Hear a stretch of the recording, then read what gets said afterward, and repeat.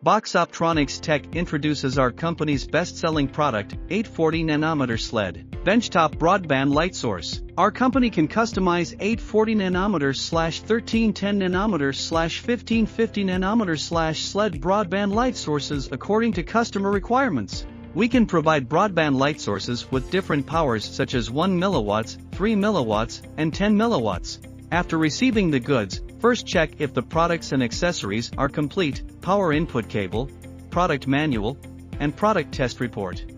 To start testing the product, first connect the power AC cable, turn on the power switch, and the fan will start working.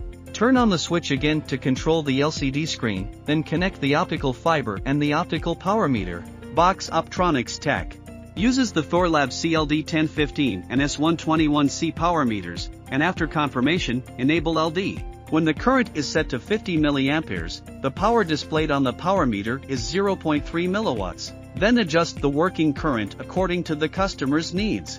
When the current is set to 150 mA, the power is 9 mW, and when the maximum current is set to 180 mA, the maximum working power is 14 mW. Next, Box Optronics Tech will display the spectrogram of the test light source. Our company uses the ANDO AQ6319 spectrometer, with a center wavelength of 840 nanometers and a spectral bandwidth of 49.29 nanometer at 180 mA.